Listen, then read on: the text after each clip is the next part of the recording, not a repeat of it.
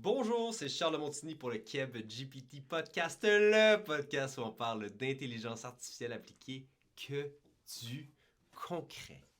Cette semaine, on vous parle de comment, on vous parle de comment monter un chatbot pour votre site web, les 10 étapes pour vous monter votre propre chatbot chez vous à la maison. Pour ce faire, je suis avec le directeur des opérations de Keb GPT, Alexandre Rachev. Vous le connaissez peut-être comme quelqu'un qui poste des trucs un peu malaisants sur LinkedIn, mais vous avez appris à l'aimer sur cette plateforme. Bonjour Alexandre. Bonjour Charles. Alors, écoute, ça fait plaisir de t'avoir sur le pod cette semaine et comme peut-être que vous le savez ou vous le savez pas, chez KebGPT, on monte des chatbots. On en a monté plusieurs dans les derniers mois. On en a monté des customs même à l'automne. Donc, Alexandre a fait partie de l'équipe de développement concrètement pour ces chatbots-là. Peut-être tu peux nous parler un petit peu rapidement de ton expérience d'avoir monté quelques chatbots depuis peut-être les 6, 7, 8 derniers mois. Donc, juste pour commencer vite, je suis ingénieur civil de formation, travaillé plusieurs années dans le domaine de la construction. J'ai rejoint l'équipe cet automne avec Charles où on a travaillé sur des projets plus custom pour des plus grosses compagnies. Donc, évidemment, c'était un peu plus de challenge pour développer les chatbots pour eux. Il y avait beaucoup plus de custom. Par contre, depuis ce janvier, le début de l'année, on a décidé de faire de quoi de plus rodé, plus facile à déployer. Justement, on a monté quelque chose justement qui est plus accessible pour la PME québécoise. Donc, c'était ça mes expériences. Le custom est maintenant ce qu'on offre en SaaS. Exact, on a monté à peu près dans les derniers mois plus streamliné en bon français une quinzaine de chatbots pour des clients en plus de, je sais pas, peut-être une autre trentaine de prototypes. Donc on a pas mal d'expérience dans le développement de chatbots. Et pour se faire cet épisode, en gros, ce que j'ai fait, c'est que de mon côté, un peu en secret, petit coquin, je me suis fait une liste des 10 étapes que j'avais en tête et je vais les présenter à Alexandre à froid. On va prendre son feedback, on va discuter et ça peut vous aider en fait à comprendre premièrement comment vous pouvez, vous, à la maison, vous monter votre propre chatbot avec les meilleures pratiques et aussi à comprendre le processus là, si vous voulez faire affaire avec une firme externe pour monter le chatbot. Donc, sans plus attendre, allons-y avec l'étape numéro 1 qui est, d'après moi, roulement de tambour, le choix de l'objectif du chatbot. Donc, nous, de notre côté, on avait ciblé trois sortes, trois types de chatbots qu'on pouvait monter. Il y a celui de support client, un peu disons, le plus classique probablement de service après-vente. Donc, quelqu'un est client chez toi et veut de l'aide après avoir acheté son produit.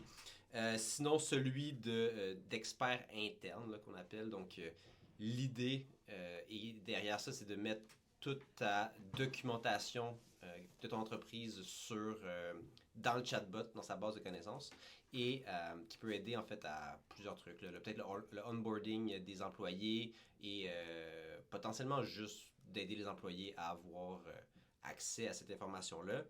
Et finalement, celui de capture de lead. Donc, celui-ci, en fait, vise à engager les prospects de ton entreprise, sur ton site web, en fait. Les gens qui viennent visiter, par exemple, ton site web, les engager dans une discussion et les amener à un call to action. Donc, c'est les trois types de chatbots qu'on a en tête qui peuvent aider les PME québécoises en ce moment.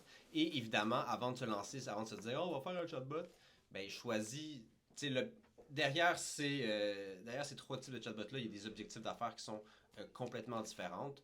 Dans le premier, je dirais que l'objectif, c'est de rendre tes employés plus productifs. Dans le deuxième, c'est de diminuer tes coûts face à ton support client. Et dans le troisième, c'est d'augmenter tes revenus, maximiser tes leads. Donc, bien évidemment, avant de se lancer dans un projet d'une envergure, c'est pas une si grosse envergure que ça, mais dans ce projet comme ça, c'est important de connaître ses objectifs. Es-tu d'accord avec moi, Alexandre? Oui, tu es d'accord. 100% d'accord. Parfait. Je suis beaucoup dans le micromanagement pour que les gens soient d'accord avec moi. J'ai une idée et c'est bon. Non, c'est une blague, mais ouais, écoute, je pense qu'il n'y a pas nécessairement de choses à discuter de ce côté-là. Peut-être que tu as un point à amener. Ben, souvent, quand on pense à l'objectif qu'on veut, des fois, on pense il va tout faire les objectifs, il va tout faire un peu, ou des fois, on ne sait même pas exactement c'est quoi l'objectif. Donc, ouais, je suis vraiment d'accord de bien segmenter l'objectif spécifique. C'est comme un employé. Donc, il faut vraiment savoir ça va être quoi son rôle spécifique. Tu veux pas un employé qui fait tous les rôles ou qui fait aucun rôle. Tu veux vraiment que ce soit bien segmenté. Donc, oui, je suis d'accord avec ce point-là.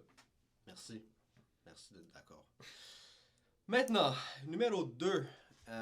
Choisir la personnalité ou le ton du chatbot slash ses instructions de base, qui est prendre le premier layer de mes 3 layers. Là.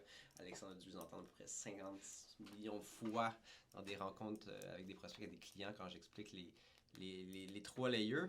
Peut-être tu peux parler un peu de ce que nous on met, Alex, dans les instructions de base, dans le ton, la personnalité. Donc, tout ce qui est personnalité du chatbot, ça serait vraiment de paramétrer un peu c'est comment il va parler. Est-ce qu'il va être plus professionnel, plus amical, plus engageant, répondre directement, dirigé vers un humain. Donc, vraiment, c'est quoi, comment tu veux que le client-facing side de la personnalité du chatbot, c'est quel type, dans le fond? Est-ce qu'on veut des emojis ou on veut du vouvoiement, aux deux extrêmes, disons. Là. Exact. De la même manière, il y a aussi des instructions. Là, par exemple, des instructions de base qu'on met souvent dans nos chatbots, c'est de ne pas parler des concurrents ou des trucs comme ça. Là, d'avoir chaque business a ses façons de travailler un petit peu différentes puis des trucs qu'il va vouloir. C'est ça qu'on vous conseille en fait quand vous réfléchissez à un chatbot, de comprendre ce premier niveau-là pour mettre des bons barèmes, des bons guardrails par rapport à ça. Maintenant, je suis persuadé que tu connais le numéro 3. Si tu avais à guesser. Si j'avais à guesser, ce serait le knowledge base. La base de connaissances en bon français. Puis pour un...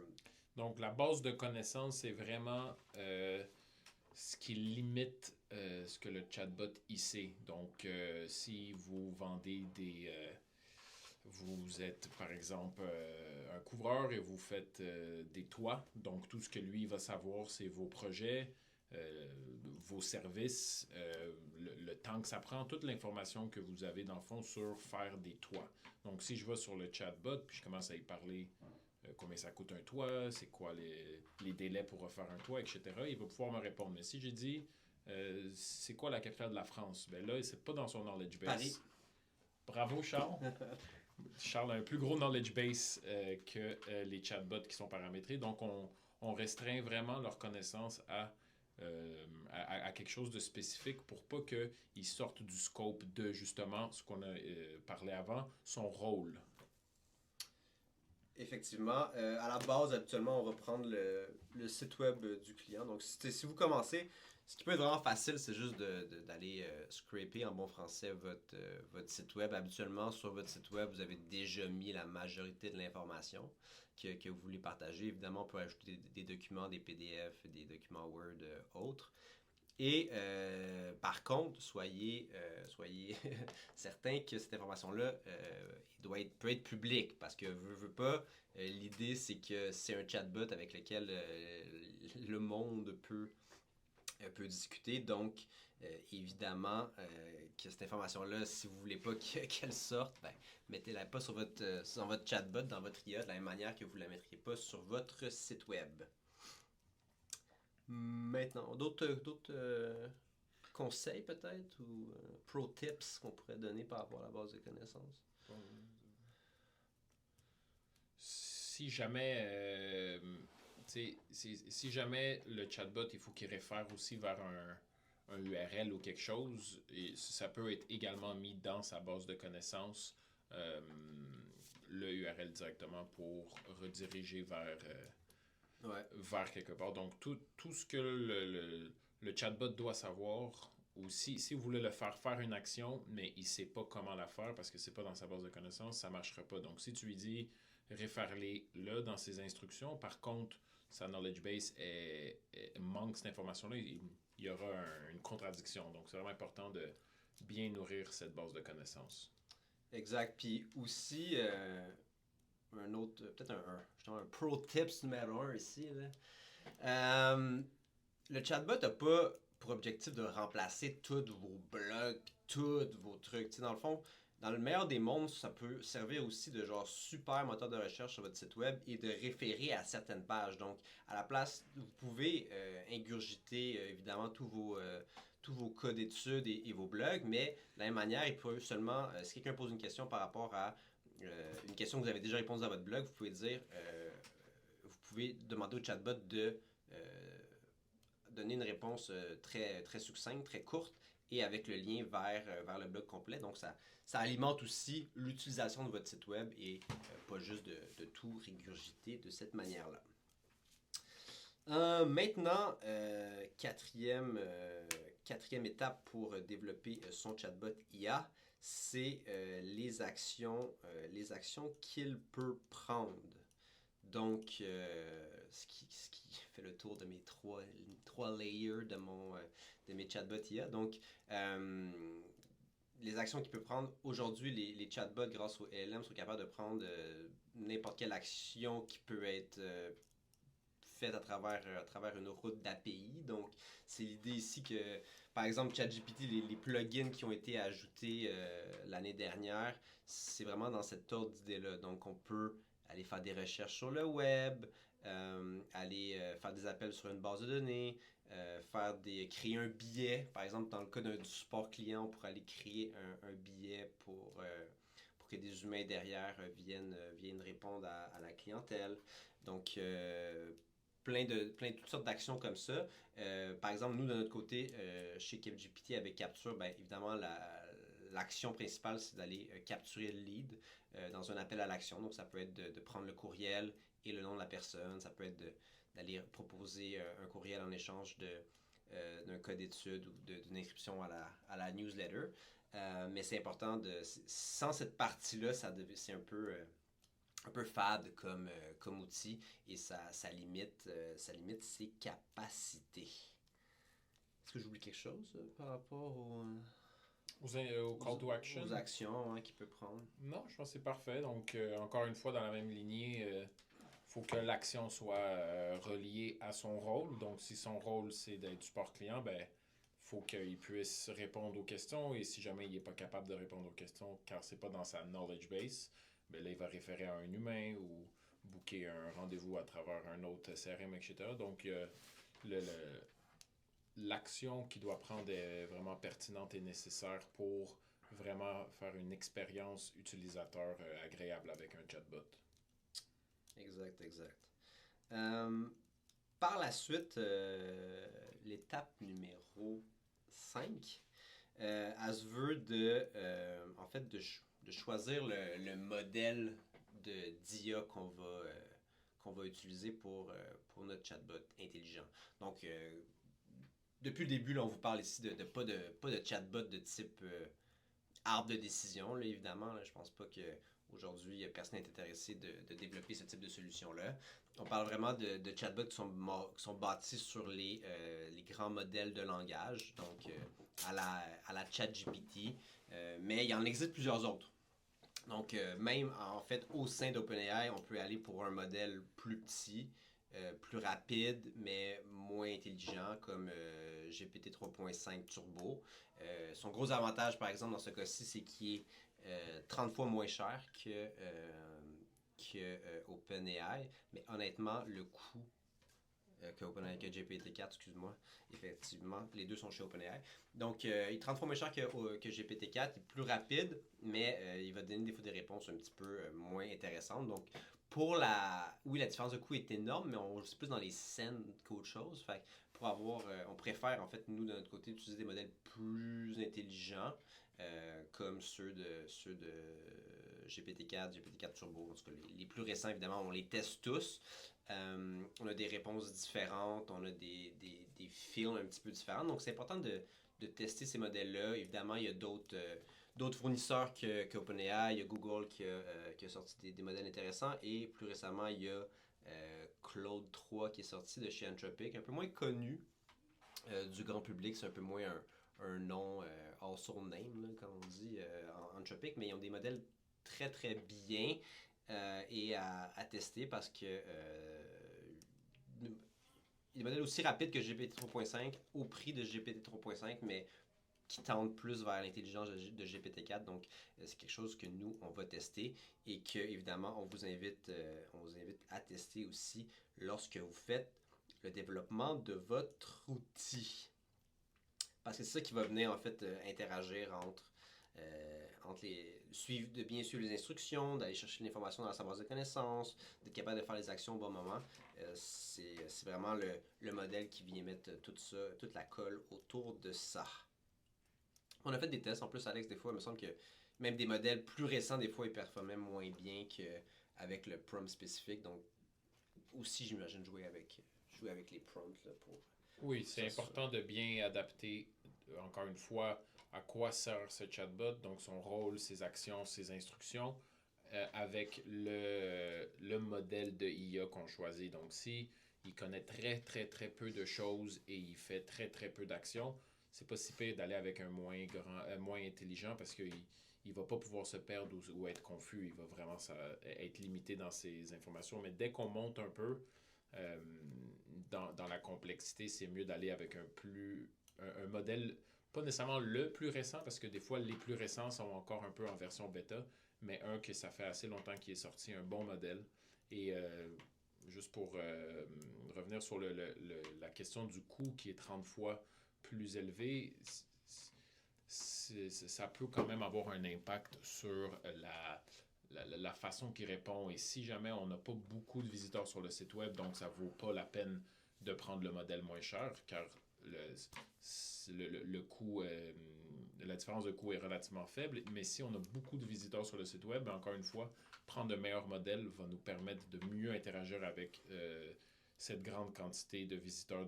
Donc, moi, je suis un fervent croyant que les modèles un peu plus avancés performent nettement mieux et il y a un ROI sur le coût un peu supplémentaire. Mais ça, j'allais dire, parce que de toute manière, c'est que ce que ça te sauve en temps, justement, humain, à aller répondre aux gens derrière de c'est quoi cette réponse-là. Le ROI est clair, pas plus intéressant. C'est comme un peu se dire j'engage un développeur senior au lieu d'un développeur junior. Oui, il est plus cher, mais le ROI est là. Donc voilà, le choix du modèle, évidemment, à prendre en compte, mais on vous conseille d'aller pour des modèles de meilleure qualité. Maintenant, étape numéro 6, plus du côté interface, il y a le développement du style du chatbot. Non, de notre côté, évidemment, on veut qu'il y ait... à la base, il y a plusieurs façons de le mettre sur le site web. Il y a le côté un peu plus full page ou embed dans une page, un peu comme centré au milieu, ou le côté...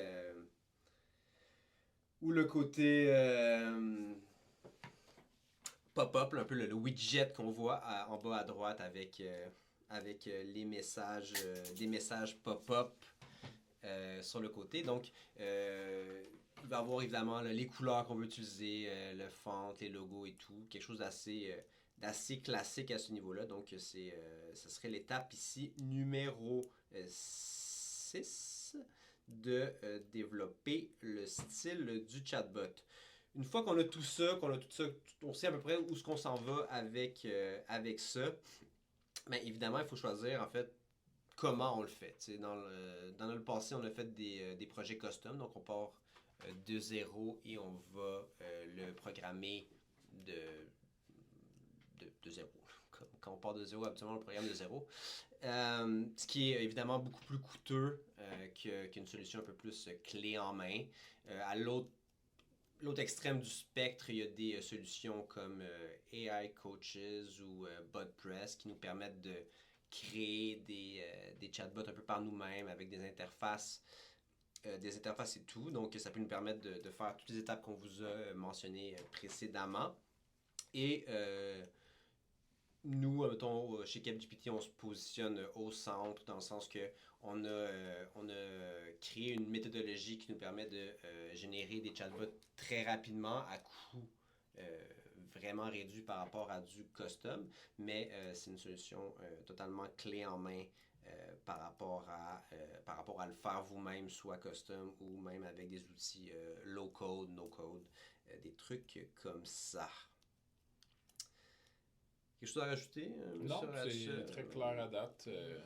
Une fois qu'on sait pourquoi on veut le chatbot, qu'est-ce qu'il sait, qu'est-ce qu'il fait, il est basé sur quel modèle, à quoi il a de l'air. Ouais. La prochaine étape, c'est de le faire justement. Et comme on peut le faire tout nous-mêmes ou rien nous-mêmes, dès le début, pas dès le début, en SaaS, pas en SaaS. Ouais. C'est plusieurs options. Donc vraiment, voir qu'est-ce qui fit le mieux, c'est quoi le budget, c'est quoi l'infrastructure. Exact. C'est très... Comme plein de choses, là, mais dans ce cas-ci, il y a des solutions qui sont disponibles pour vous. Une fois qu'on a le chatbot, ben, pour pas se faire prendre un peu les culottes à terre comme certains, là, entre autres Air Canada dernièrement, il y a eu aussi un concessionnaire Chevrolet qui s'est fait prendre avec des réponses des gens qui truquaient le petit chatbot. Il faut évidemment faire une batterie de tests.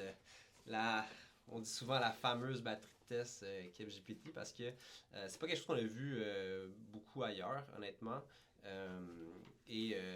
Chez nous, en fait, ce qu'on fait, c'est qu'on a développé une méthodologie pour tester automatiquement jusqu'à une centaine de questions sur les chatbots.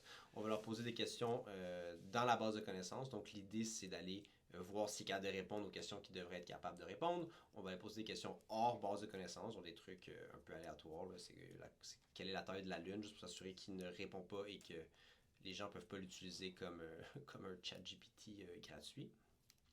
On va poser des questions de type attaque, de prompt injection, donc pour essayer de voir si on est capable de le truquer. Donc, on s'est fait, ma foi, attaquer pas mal notre propre chatbot depuis... notre propre CapGPT chatbot a été souvent attaqué, le pauvre. Souvent attaqué, on s'en vante pas beaucoup parce qu'on veut qu'il arrête, s'il vous plaît, même si ça n'a pas encore marché. Donc c'est ça. Il y a aussi des questions juste de type qu'on appelle attaque commerciale, là, qui sont un peu des questions genre pourquoi ton prix est aussi élevé, pourquoi c'est cher, qui sont tes compétiteurs. Juste des trucs qu'on voudrait pas que le chatbot réponde mal.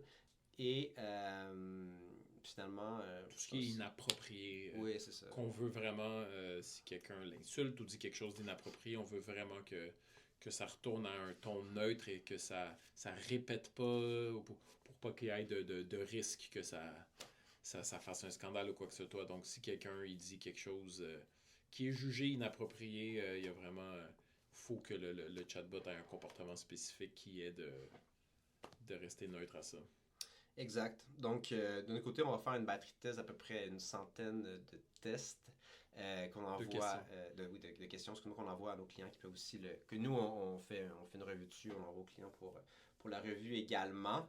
Ce qui fait que on teste le chatbot avant de le mettre public, qui est assez logique. Là, en développant le logiciel, on a toujours fait ça, de faire des tests. Donc, il faut continuer à l'ère de l'intelligence artificielle. Après ça, étape numéro 9, qui est une étape assez simple, qui est, dans notre cas, là, qui est l'intégration sur le site web. Donc, une fois qu'on a décidé c'était quoi, qu'est-ce qu'on voulait faire avec le chatbot, comment on l'a nourri de sa base de connaissances, on a mis des actions, on l'a développé, on l'a testé, ben, c'est le temps de le mettre sur le site web. Donc, dans certains cas, ça peut être relativement simple. Par exemple, si vous êtes sur un WordPress, de notre côté, chez CapGPT, on est capable de le faire à peu près en 34 secondes, le déploiement. La majorité des plateformes CMS aussi. Donc, dépendant de votre fournisseur, de comment vous l'avez bâti, ça peut être un petit peu différent. Mais dans certains cas, ça peut être relativement simple. Quelque chose à ajouter? C'est ça. C'est très simple. C'est très simple. Mais c'est important parce que si vous le déployez jamais, si vous ne mettez jamais sur votre site web, ça ne servira pas à grand-chose. C'est ça.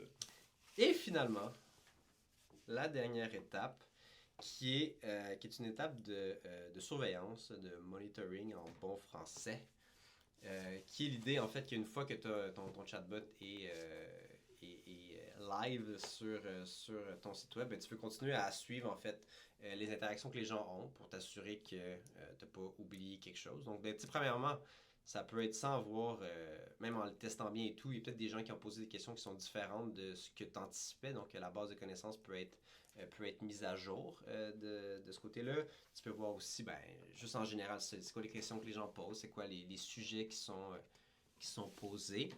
Et aussi, t'assurer ben, qui est utilisé, de quelle page viennent les interactions, des trucs comme ça. Et que tu peux faire évidemment, que tu peux faire toi-même. De notre côté, chez CapGPT, c'est quelque chose que on fait évidemment tous les jours avec les chatbots de nos clients. Et quand je dis on, je parlais bien évidemment de Alex, moi je ne fais pas ça. Il s'occupe des opérations. C'est sûr que c'est en opération, mais un suivi peut-être pas quotidien nécessairement. Chez CapGPT, on le fait quotidien, mais dépendamment de la quantité de visiteurs et d'utilisation du chatbot, un suivi périodique pour s'assurer que tout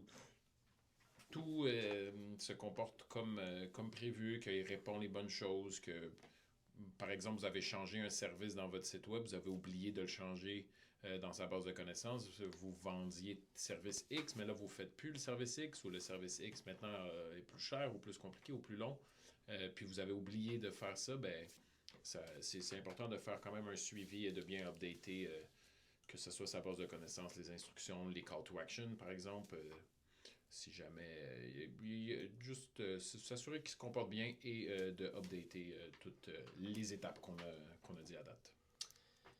Exact. Donc, c'était les 10 étapes pour développer ton chatbot intelligent. Donc, si on les renomme rapidement pour faire un petit wrap-up, choisir l'objectif, choisir ses instructions, son ton, développer sa base de connaissances, y ajouter des actions, choisir le modèle d'IA, le style du chatbot, développer l'interface pour l'utilisateur. Une fois qu'on a l'interface, faire une batterie de tests. Une fois qu'on a testé, on peut le mettre en production, on peut le mettre sur notre site web et bien évidemment faire le suivi par la suite pour s'assurer que tout roule comme on veut. Donc voilà, c'était un petit épisode sur comment développer son chatbot. Évidemment, vous le savez, chez CapGPT, on développe des chatbots de capture de lead. Donc si vous voulez qu'on s'occupe de ces 10 étapes-là pour vous, faites-nous planifier un petit appel avec nous et ça nous fera plaisir de regarder ça avec vous, comment on peut vous aider. Donc, c'était Charles de Montigny avec Alexandre Ratchev. Yes, et on s'en parle bientôt. Ciao. Merci. Bye bye.